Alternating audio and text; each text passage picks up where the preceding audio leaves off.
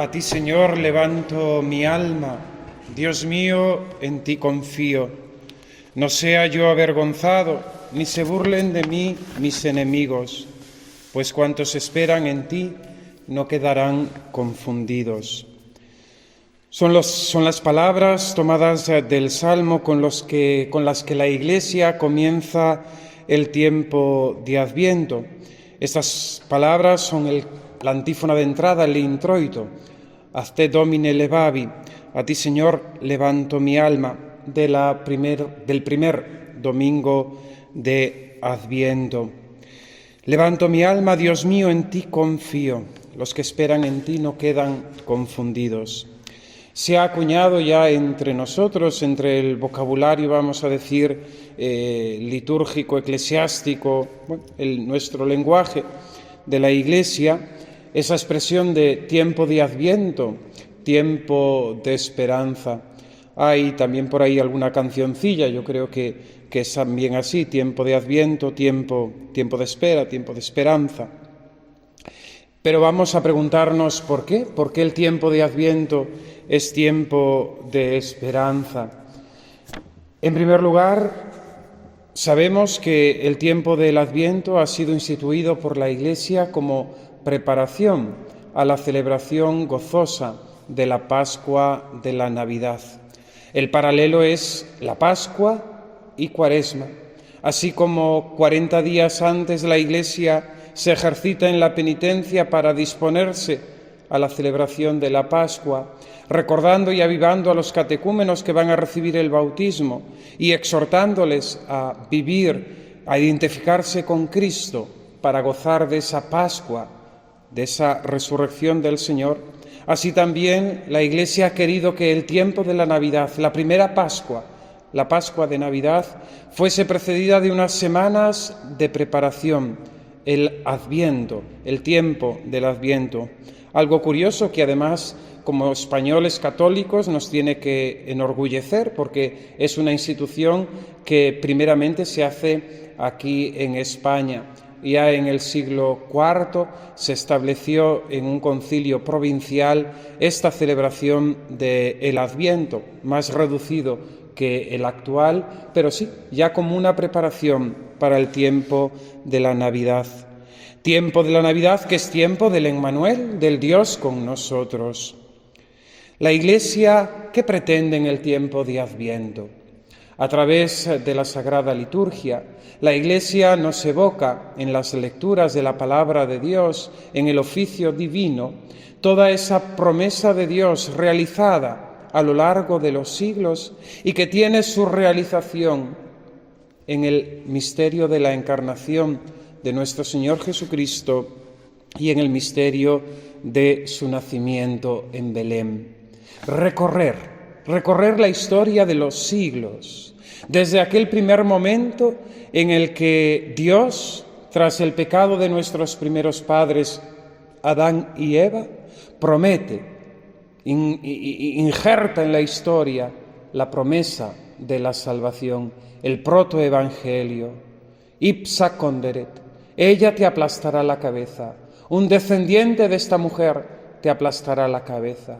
Es el primer anuncio de salvación ante el desastre, la catástrofe, la desgracia del pecado original. Y Dios, desde aquella primera promesa que realiza a nuestros primeros padres, va a ir actualizando y reafirmando esa promesa a lo largo de los siglos, tejiendo la historia de los hombres de la humanidad y concretamente de su pueblo escogido. Es una historia que pasa por la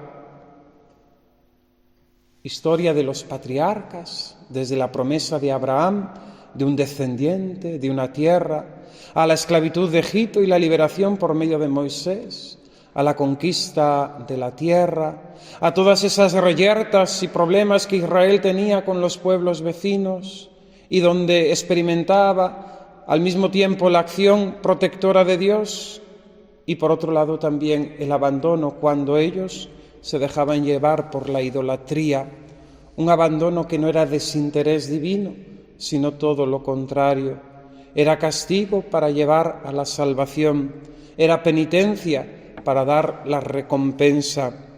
Una historia que concluye en el sí de Nuestra Señora, la Virgen Santísima. Ella, con su sí, da paso a que esa promesa de Dios, que se ha mantenido a lo largo de los siglos, termine y se realice en la encarnación del Verbo. El sí de Nuestra Señora, que trae al mundo la alegría y la salvación. Un contemplar esa historia de la providencia de Dios, que teje los hilos de la historia, ¿verdad? Ese ejemplo, ¿no?, de nuestra propia vida y de la misma historia de los hombres, ese tejido, ese, ¿cómo decir? Estos telares que se cuelgan, que ahora se me fue el nombre, dosel no, tapiz, ¿no? El tapiz divino, ¿no? El tapiz divino de la historia, ¿no? Donde Dios va tejiendo. Nosotros muchas veces, la mayor parte, mientras estamos en este mundo, nos toca ver la parte de atrás del tapiz, los hilachos, las ataduras, los remiendos, pero una historia de salvación donde Dios es capaz de redirigir nuestras propias equivocaciones, nuestros propios fallos, ¿no? Es algo también hermoso, ¿no?, contemplar esa genealogía de nuestro Señor Jesucristo, desde Abraham hasta el mismo San José y la Virgen Santísima, ¿no? Y como mismo en esa historia de hombres, de personas concretas, ha habido fallos, ha habido pecados, ¿no? El mismo rey David, y en cambio es heredero de la promesa. Y Dios redirige la historia del rey David, pero no anula la promesa, ¿no? El Adviento quiere recordarnos, quiere avivar en nosotros que lo que Dios promete, Él lo cumple. Lo que Dios ofrece, lo da. No es un Dios que promete algo y después no nos lo da. No es un Dios que promete y después se arrepiente y quiere quitárnoslo o no quiere ofrecérnoslo. No. El Adviento nos recuerda que Dios cumple sus promesas, ¿no? Es la certeza que nace de la fe en los hechos de nuestra salvación, en los misterios de nuestra santa religión. Dios ha cumplido. Y este será el argumento tremendo, ¿no?, para los judíos, y que el apóstol mismo San Pablo, el mismo San Pedro en sus discursos, la misma Iglesia naciente, la Iglesia en contra de los paganos, defendiendo lógicamente la fe, argumentará: Dios ha cumplido lo anunciado por los profetas. La ceguedad, el endurecimiento del corazón del pueblo de Israel será el no ser capaces de reconocer en Cristo el cumplimiento de las Escrituras y de las promesas. Ese pecado de dureza de corazón, de entorpecimiento de la inteligencia, se dará también después, a lo largo de los siglos, en la acogida del mensaje cristiano, del Evangelio de Jesucristo. Vino a los suyos, dice el prólogo de San Juan, vino a los suyos y los suyos no le recibieron. Vino la luz y los suyos amaron las tinieblas. Es algo paradójico, lógicamente, y algo que nos desconcierta ante nuestra propia respuesta al plan de Dios, a su salvación y al don de la fe. Muchos no creen, y yo he sido bendecido, he sido agraciado, he sido escogido para creer, para decir sí, para acoger la luz, para acoger a Cristo. Certeza de fe, Dios cumple sus promesas. El Adviento pone de manifiesto la necesidad, por tanto, de esperar. Y de ahí viene la palabra esperanza.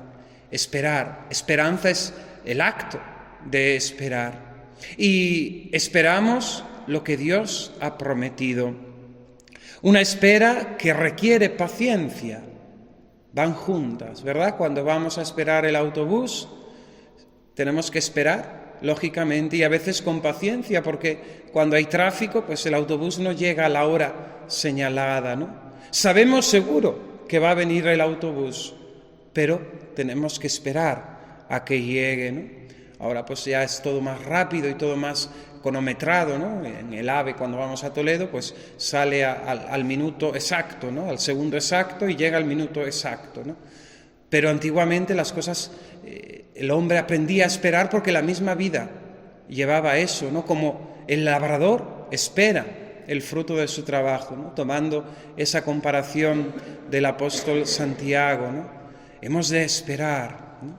Y el Adviento pone de manifiesto esta virtud necesaria, que va en contra de nuestra inmediatez, de la exigencia de nuestra inmediatez, de nuestros deseos. Somos niños pequeños, los niños pequeños quieren todo y ahora.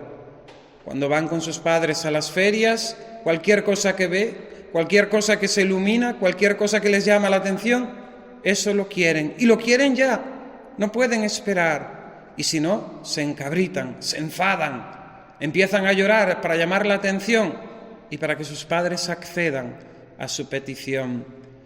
El Adviento quiere hacer vivir en nosotros, avivar y hacer presente esta virtud de la esperanza en Dios nuestro Señor.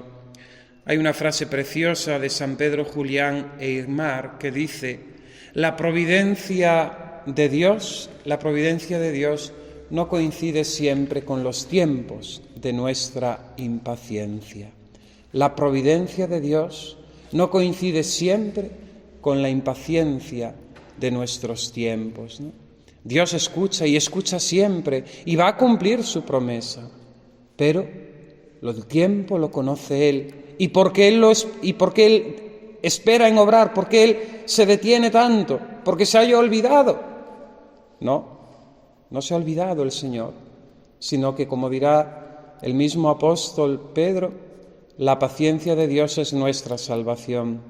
Él espera, aguarda nuestra conversión, aguarda que estemos preparados, aguarda que se cumpla la hora, para así darnos el premio definitivo. Por ello, el Adviento aviva nuestra esperanza.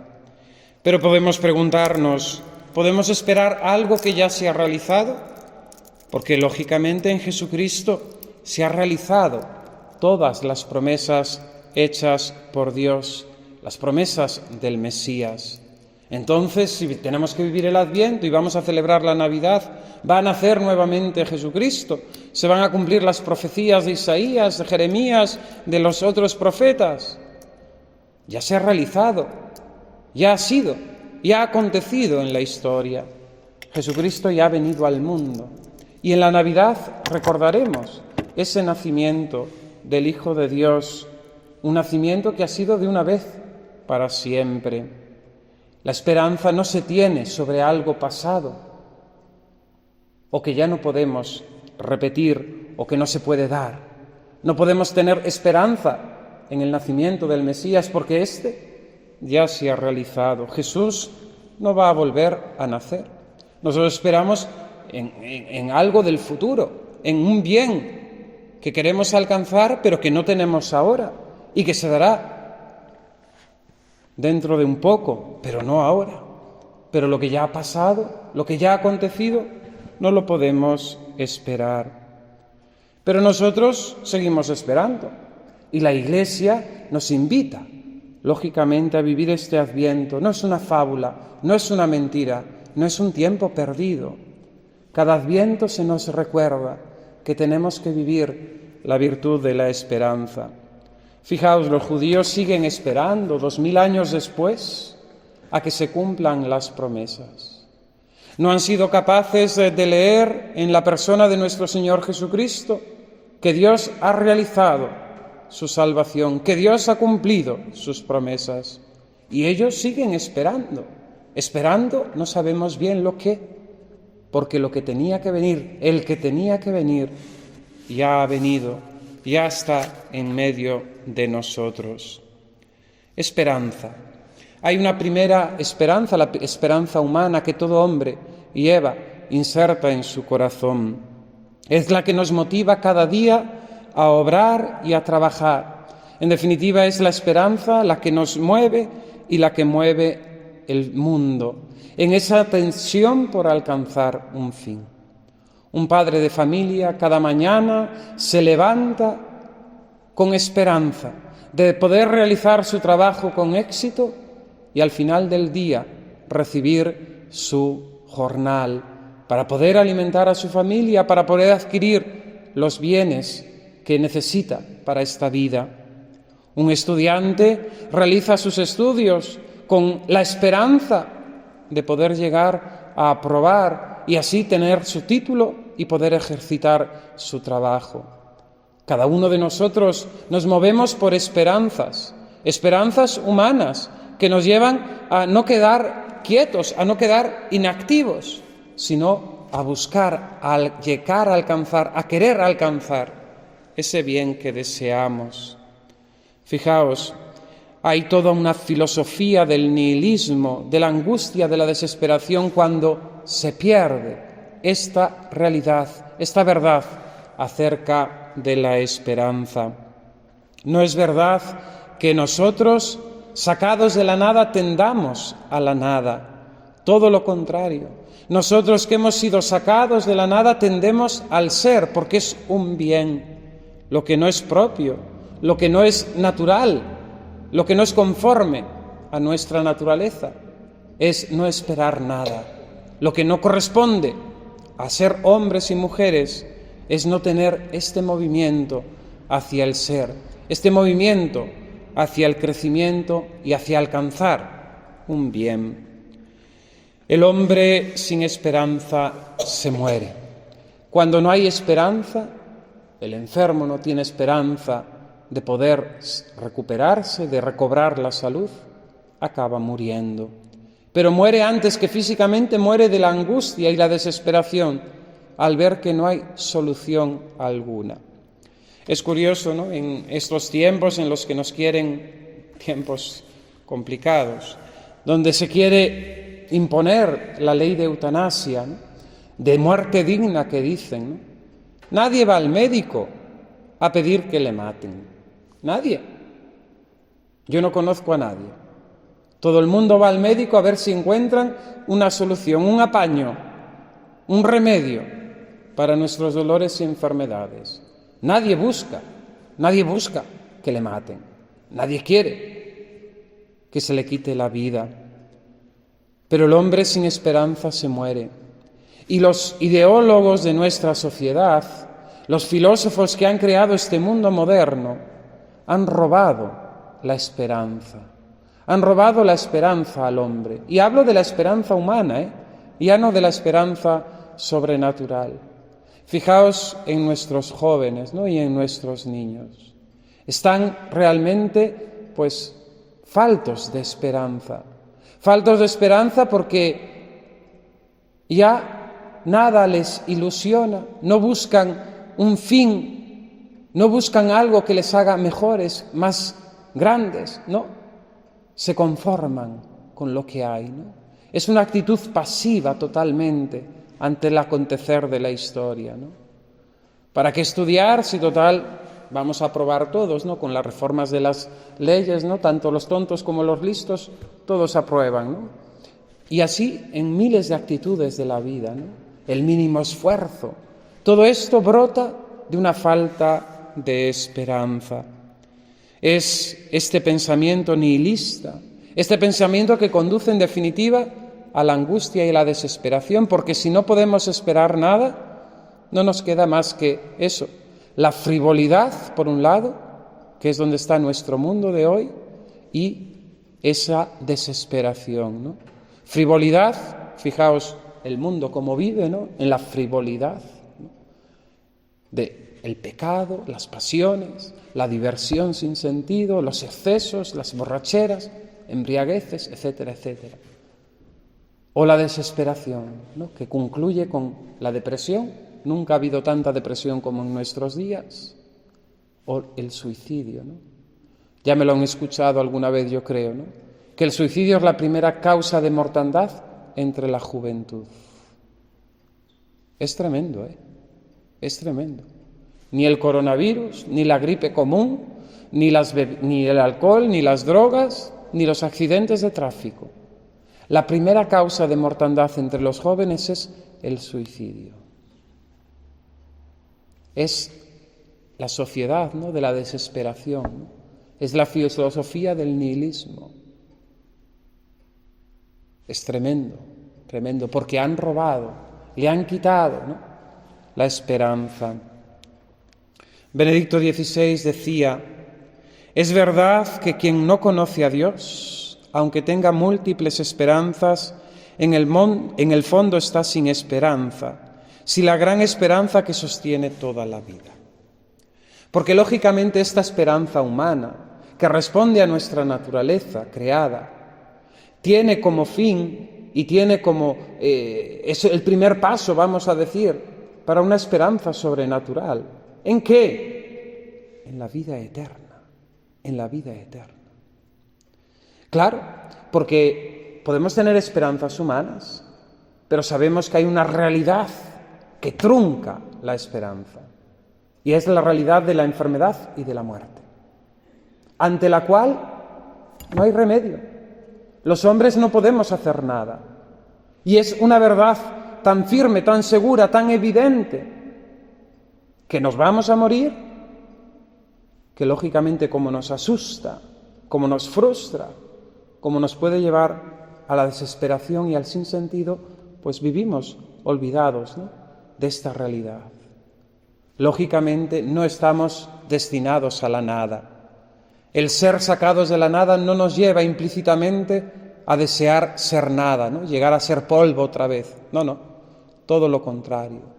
Dios ha inscrito dentro de nuestro corazón el deseo de vida eterna.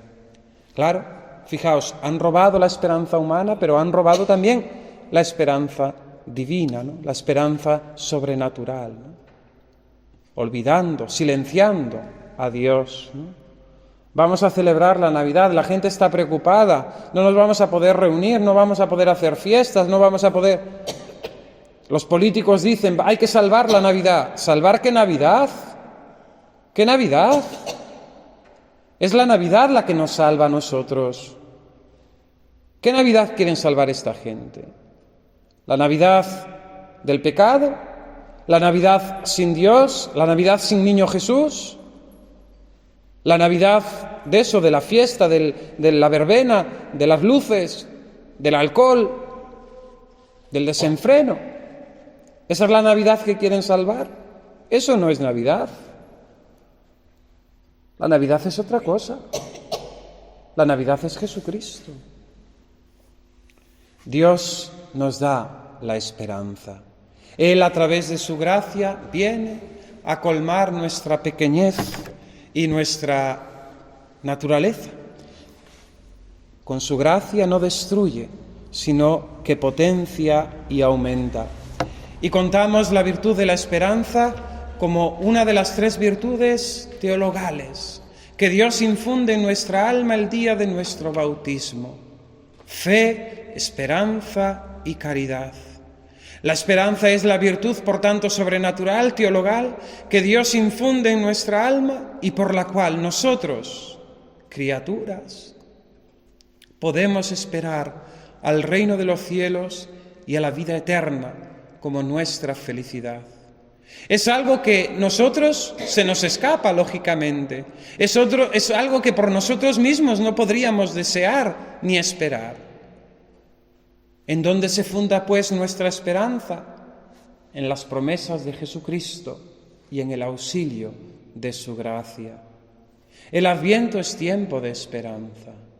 Y fijaos, los evangelios, las lecturas, nos invitarán en esta primera parte del Adviento y nos recordarán incluso el juicio final y nos recordarán esa actitud de Jesús, que Jesús llamaba a sus discípulos a estar atentos, a estar vigilantes. Vigilad, velad, os lo digo a todos, velad, porque no sabéis el día ni la hora.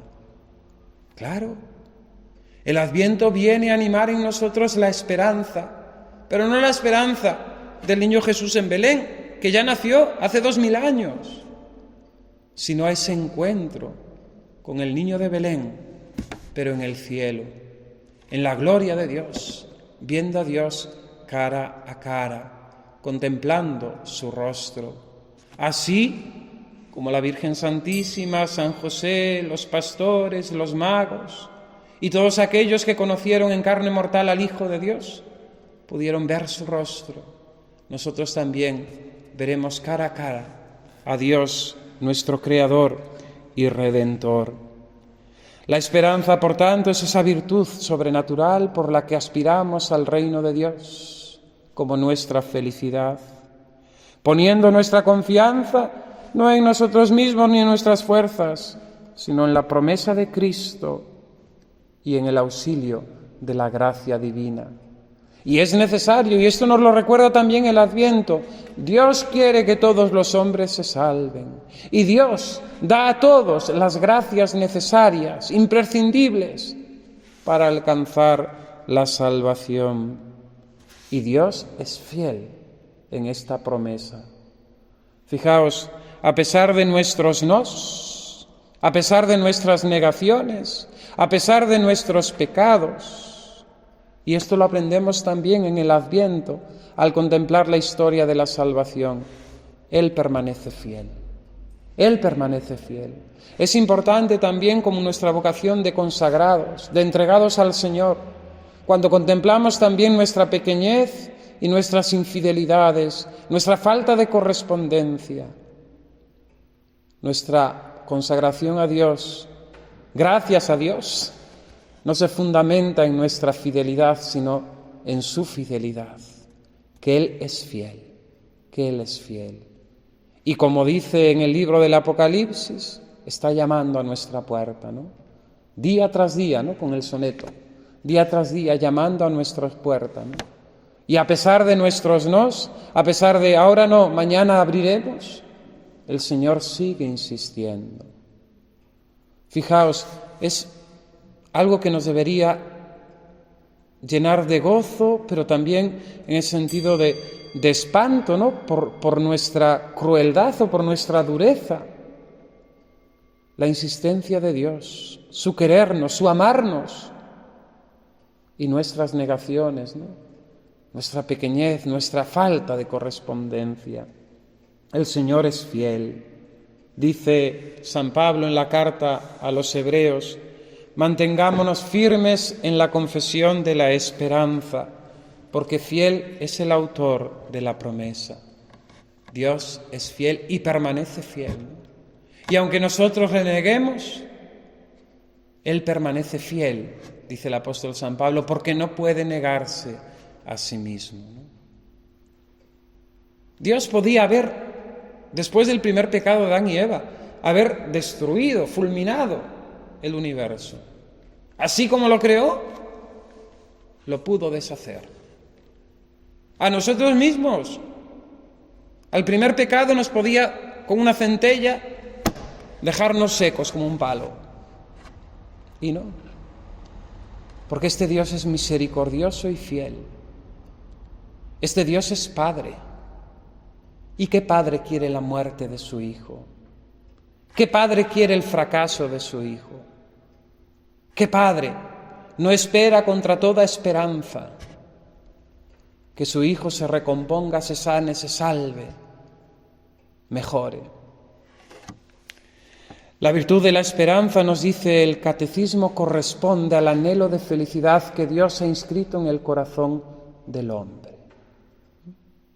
En la antropología, ¿verdad?, en ese curso que hemos visto de Sapiencia Fide, en la formación permanente, recordando esas huellas de Dios, ¿no?, por las que podíamos conocer y llegar a la afirmación de la existencia de Dios, estaba ese deseo de eternidad, ese deseo de felicidad que Dios había inscrito en el corazón del hombre. A pesar de ser nada, no tendemos a la nada, sino al ser pleno, al ser en Dios, al ser para siempre. A pesar de sabernos temporales, caducos, aspiramos, tenemos en nosotros, injerto en nuestro corazón, el deseo de eternidad y de felicidad. Pues Dios viene a colmar ese deseo humano que Él mismo ha puesto en nuestra naturaleza. Lo viene a colmar con su gracia, con su don, la virtud teologal de la esperanza. Esta virtud de la esperanza no anula nuestras esperanzas humanas. Esa esperanza del trabajador, esa esperanza del estudiante, esa esperanza de una religiosa, esa esperanza de un sacerdote. Dios no la anula, sino que viene a plenificarla, la asume, la hace suya y la purifica, para que de un nivel humano pasemos a una esperanza sobrenatural. La purifica hacia el reino de los cielos. Incluso Dios se sirve de esas mismas aspiraciones humanas, de esas mismas esperanzas humanas, para hacer su plan y su obra. Me llama mucho la atención cuando hay algunos que se dictan jueces de la rectitud de intención, ¿no?, de los otros, y son capaces de discernir la rectitud de intención de una persona. Y siempre el ejemplo que me asombra, ¿no?, es San Vicente de Paúl, fundador de las Hijas de la Caridad y de la Sociedad de la Misión, de los Padres Paules, ¿no? San Vicente de Paúl, que entra en un seminario para ser sacerdote, pero con una esperanza totalmente humana. Llegar a ser sacerdote, tener un puesto en la sociedad y tener un medio de vida en la que sacar a su familia de la pobreza. Esto lo confiesa el mismo San Vicente de Paúl. Faltaba una esperanza sobrenatural, faltaba una motivación, una pureza de intención al acceder al sacerdocio. Y Dios, a pesar de ese desastre de criatura, hace una obra impresionante, ¿no? La congregación femenina más numerosa, ¿no?, las Hijas de la Caridad, que están en todas partes y en todos los ámbitos del apostolado, ¿no?, y de la atención de las obras de misericordia. De un hombre que accedió al sacerdocio con una aspiración meramente humana. Así es Dios, que es capaz de rehacer, de reconstruir, de replanificar. El ejemplo del GPS, ¿no?, del aparatito que se lleva en los coches, ¿no?, en el móvil. Cuando vamos conduciendo por un sitio que no conocemos, gira a la derecha y giras a la izquierda, ¿no? Y el aparato, que es más listo que nosotros, dice redirigiendo, ¿no?, recalculando. Dios tiene la capacidad de recalcular y de redirigir nuestras equivocaciones. Hemos torcido a la derecha, pero Dios es capaz de llevarnos hacia el lugar que Él quiere, a la dirección que Él desea. La esperanza responde a ese anhelo de felicidad que hay en nuestro corazón, asume nuestras propias esperanzas humanas, las purifica, y a veces Dios, para purificarlo, se sirve de la prueba y del sufrimiento, claro, lógicamente, ¿no? Dios prueba a sus hijos mediante el sufrimiento, ¿no? Claro, esto nos cuesta entenderlo, ¿no? Nos cuesta entenderlo. Pero Dios se sirve incluso, de eso, ¿no? Y ahora estamos viviendo esta situación de pandemia, de enfermedad en todo el mundo, de temor, de miedo, que no queremos morirnos. Y Dios está redirigiendo la historia, ¿no? Esta historia del hombre moderno, prepotente, soberbio, que creía que podía construir una torre de Babel sin Dios. Y que mira, un bichito que ni se ve, y estamos atemorizados, llenos de pavor y temor. Esta virtud de la esperanza nos fortalece ante el desaliento, ¿no? El desaliento es la frustración, ¿no?, ante ese bien que deseamos, que esperamos y que no llegamos a alcanzar, o que vemos que no somos capaces, ¿no? Y la virtud nos fortalece ante esa tentación del desaliento. Hay un texto, no me acuerdo muy bien cómo es, ¿no?, pero del fundador de las Paulinas, el beato Alerione, ¿no?, Decía que era la enfermedad más terrible del alma, ¿no? El desaliento. Porque claro, el desaliento nos lleva pues a eso, a abandonarnos y a la dejadez. La esperanza nos mantiene en la tensión viva, ¿no? Nos hemos equivocado, no lo hemos alcanzado, vamos a conseguirlo, ¿no? Como el atleta que quiere llegar a ese récord, ¿no? Y una y otra vez se esfuerza, Pues así nosotros también en el alcance de la santidad. Hemos de correr como el atleta, ¿no? Tomando ese símil del apóstol. Nos sostiene en medio del desfallecimiento, ¿no? Porque fijaos, la esperanza sobrenatural se diferencia de la esperanza humana en que la esperanza humana, ¿dónde radica? En nuestras fuerzas. Yo soy capaz, yo puedo. Y gracias a Dios el Señor ha hecho que podamos muchas cosas, que no seamos inútiles, ¿no?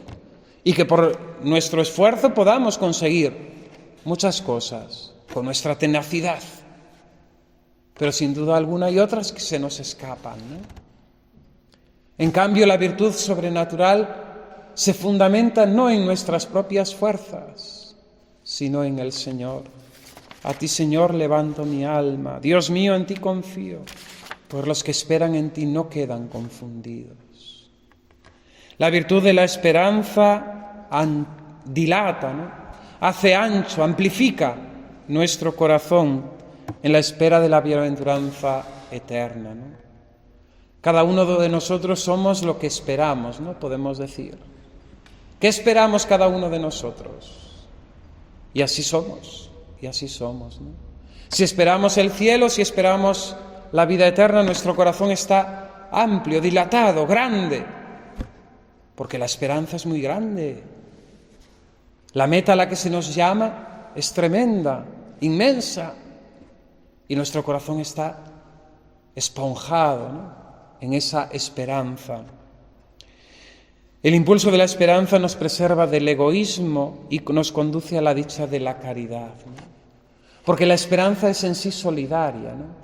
Ese bien que deseamos para nosotros es el bien que deseamos para los nuestros.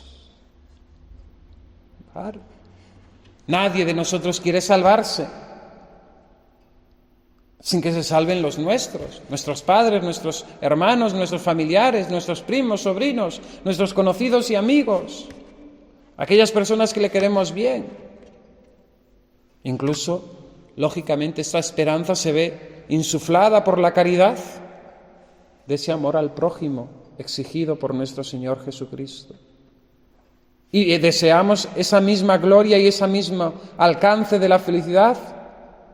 La esperamos no solamente para nosotros, sino incluso para nuestros enemigos.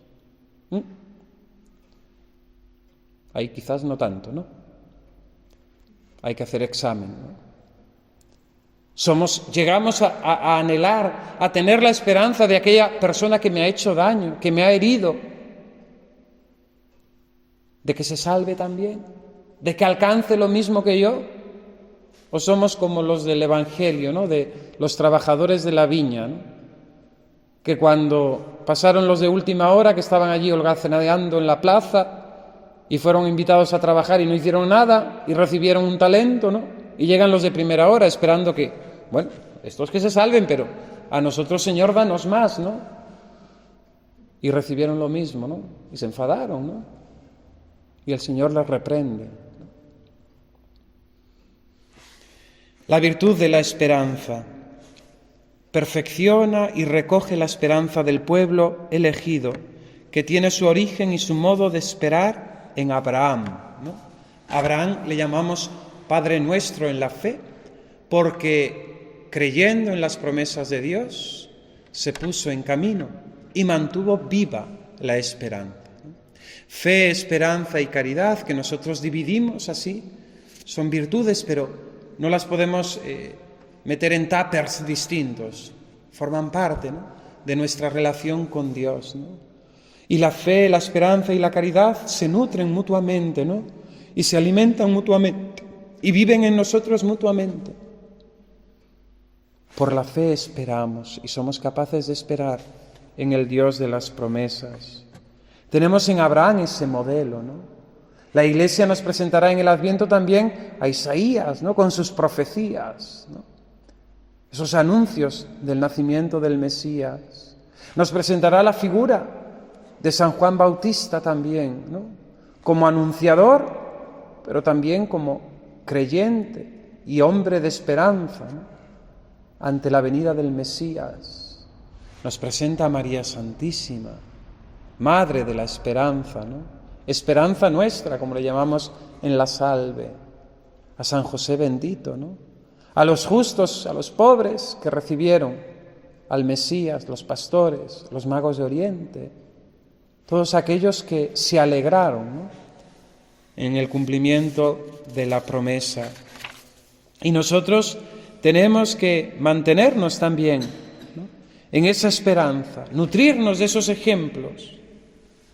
Y tenemos también pues toda esa pléyade de santos, ¿no?, que a lo largo de la historia han vivido y han trabajado y se han esforzado y han sufrido, los mártires particularmente, ¿no?, en la esperanza de alcanzar la vida eterna. Fijaos, podemos contemplar, para considerar esta virtud de la esperanza, las promesas de Jesús en las bienaventuranzas. Las leíamos el día de Todos los Santos, hace ni un mes, ¿no?, en la solemnidad de Todos los Santos, el 1 de noviembre, ¿no?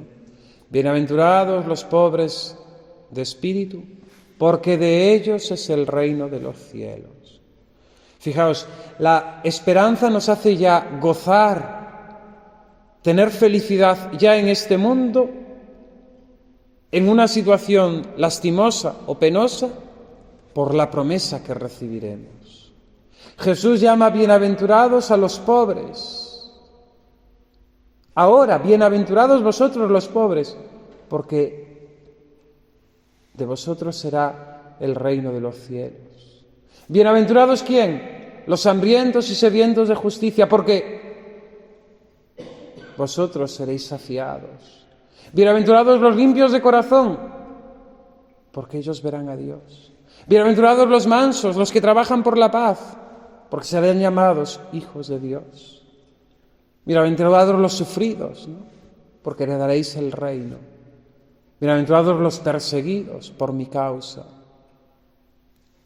Alegraos y regocijaos. En la esperanza se nos da también una antesala, como en la fe, del cielo y de la bienaventuranza eterna. Dios nos mantiene en la esperanza. Y esto es importante porque la gracia siempre viene en nuestro auxilio. La Iglesia no deja de pedir durante el tiempo de Adviento, como en todo el año litúrgico, en la oración oficial de la Iglesia, el auxilio de la gracia, para que no decaigamos, para que no nos desanimemos, para que no arraigue en nosotros el desaliento, sino para que mantengamos la esperanza, ¿no?, la esperanza ante tantas situaciones personales, comunitarias, donde puede venir ese desaliento. El cristiano no es hombre de lamento, ¿no?, sino hombre de esperanza.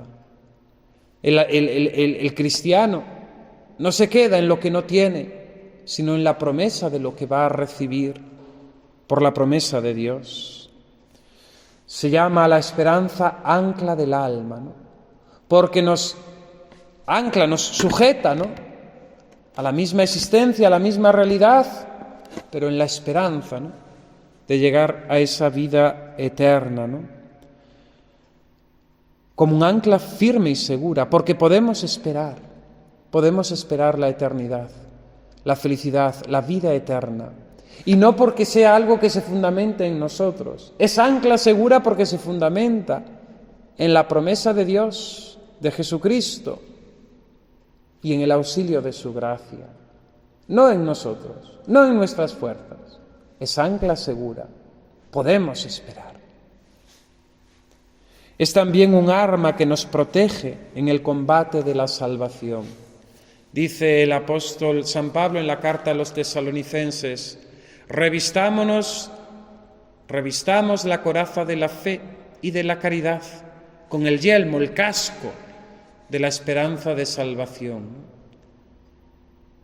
Tenemos una batalla, ¿no? La batalla de la vida contra esos enemigos de nuestra alma, mundo, demonio, carne. Tenemos la batalla contra el pecado y contra la tentación, que constantemente están ahí, incitándonos, queriéndonos apartar del Señor, para que se enfríe en nosotros la caridad. Podemos, tristemente, a veces caer, detenernos, tropezar, consentir, pero en la esperanza, en la misericordia de Dios, sin el auxilio de su gracia, tenemos la fuerza para la lucha, ¿no? Que Él nos auxilia, que Él está con nosotros. Él nos procura el gozo en medio de la prueba, ¿no? Y esto se ve perfectamente, de forma manifiesta, en los mártires. Cómo la historia de los mártires a lo largo de todos los siglos ha sido ese gozo en medio de la prueba. Los primeros cristianos cantaban himnos. Los mártires de Nagasaki, con San Pablo Miki y compañeros, en medio de los tormentos, cantando salmos. Nuestros mártires españoles, al grito de «Viva Cristo Rey», se entregaban a la muerte, a las manos de sus asesinos, en la esperanza de la vida eterna, gozándose de aquello que Dios le había prometido y que había demostrado Dios la fuerza, dándoles el auxilio de la gracia. Ningún mártir es mártir por su propia fuerza, ¿no? El martirio es una gracia divina. Dios la prepara, la va preparando en sus elegidos, en sus escogidos, para recibir ese bautismo. Y en la hora de la prueba, en la hora del martirio, resplandece la fortaleza divina, ¿no? Qué bonita es la oración, ¿no?, de aquellas vírgenes y mártires, ¿no? La debilidad del sexo femenino, ¿no?, se ve fortalecido con la gracia, ¿no? Mujeres, doncellas, adolescentes. Ahora tenemos a Santa Lucía, Santa Inés, Santa Águeda, estas santas mártires antiguas, ¿no? Valientes, fuertes, más que hombres, ante el martirio, por la gracia de Dios, por su auxilio, por la virtud de la esperanza. Esperanza que hemos de alimentar y que hemos de expresar a través de nuestra oración, ¿no? Fijaos, la oración de petición generalmente es la expresión de esta esperanza. Pedimos al Señor aquel bien que nosotros no podemos alcanzar por nuestras propias fuerzas. Le pedimos el auxilio para alcanzar esos bienes que a nuestra mano están, en la espera, en la actitud de aguardar que el Señor nos responda, que el Señor nos premie, que el Señor nos guarde. Hay un pecado de desesperanza, ¿no? Yo esto no se lo voy a pedir a Dios porque no me lo va a conceder, ¿no? Hay muchos que están en esta actitud, ¿no? Ante una enfermedad, ante una situación. No. Porque ya no hay esperanza en Dios, porque falta esta virtud sobrenatural necesaria para salvarse, como la fe. Dice el Papa Benedicto XVI, la oración nos hace capaces de la gran esperanza. Nos convertimos en ministros de la esperanza para los demás. La esperanza en el sentido cristiano es siempre esperanza para los demás, ¿no? Este aspecto solidario que dijimos antes, ¿no?, que amplifica nuestro corazón. Queremos ese bien de la salvación para nosotros, pero lo queremos también para los nuestros, llegando a quererlo también para nuestros propios enemigos, a través del perdón y a través de la oración. En la oración, ustedes como religiosas, en su vida monástica, consagradas al Señor, mantienen viva esta llama de la esperanza, rogando a Dios, pidiendo, intercediendo, implorando, ¿no?, en la esperanza de que Dios proveerá, de que Dios vendrá, de que Dios salvará, de que Dios nos regalará sus dones, de que Dios actuará en favor nuestro.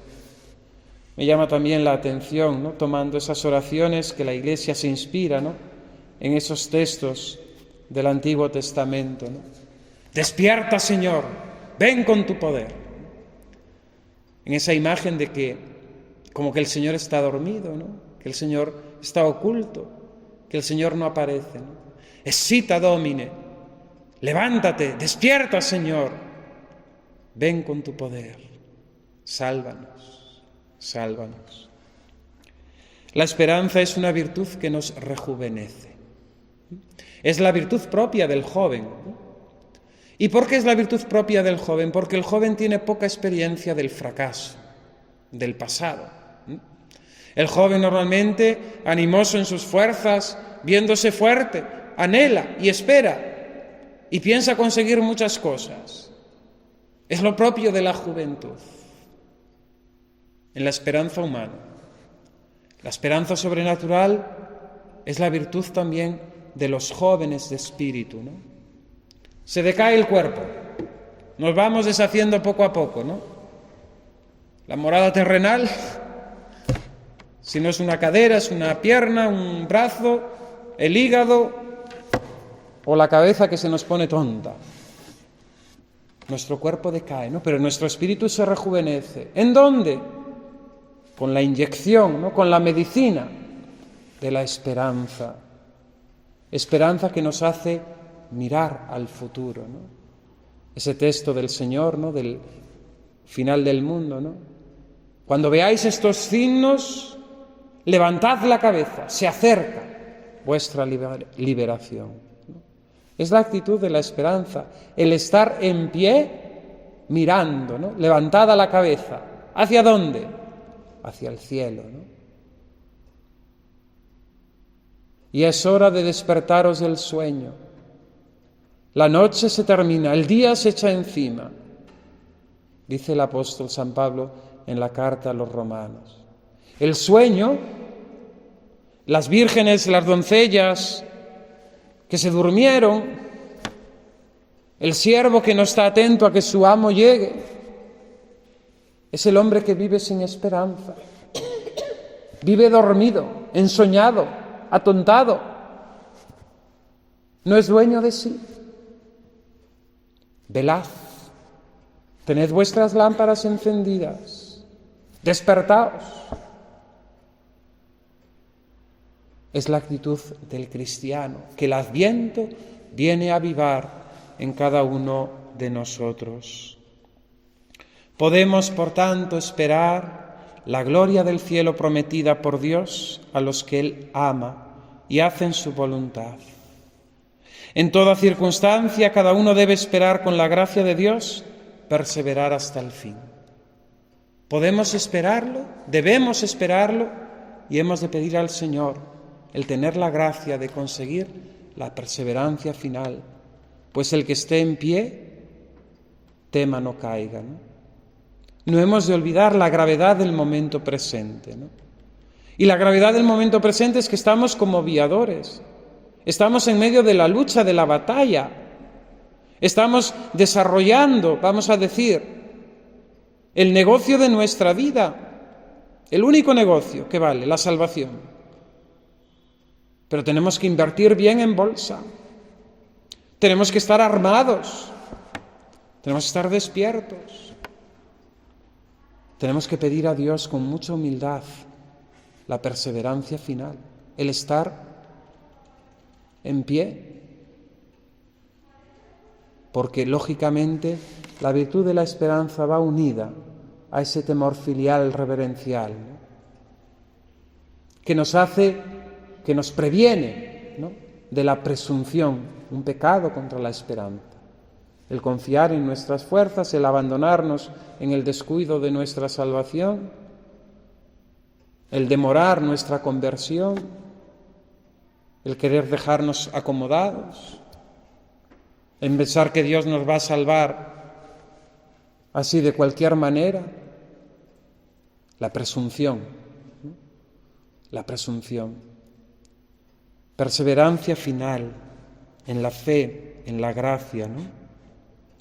Porque sabemos que los últimos días Los últimos tiempos serán tiempos de confusión, de error, de negación.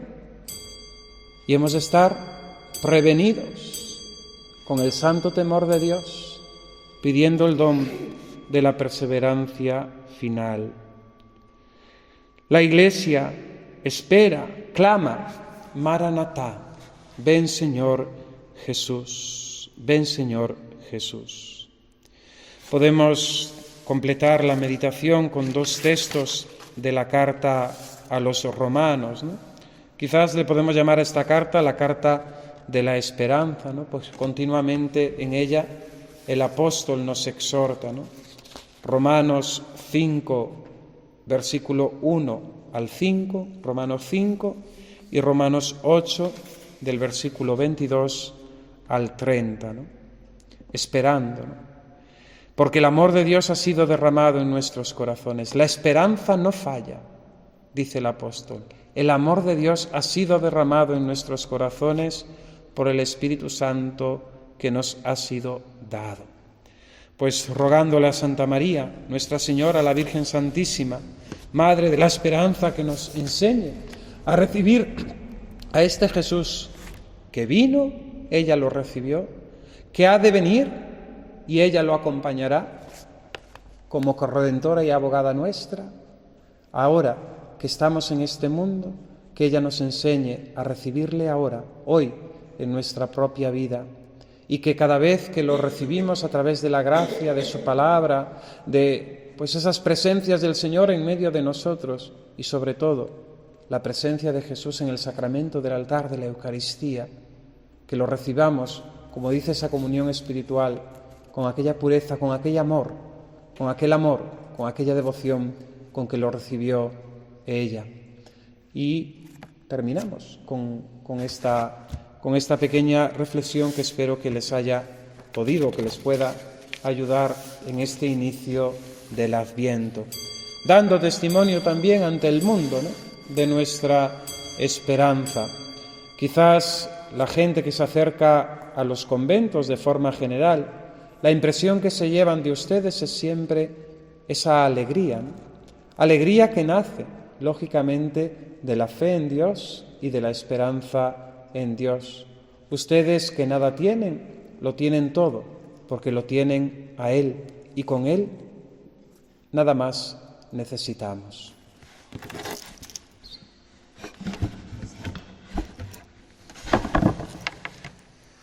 Te damos gracias, Señor, por los beneficios recibidos de tu mano generosa, por Jesucristo nuestro Señor.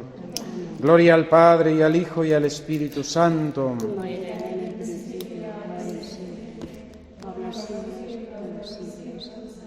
Ave María Purísima.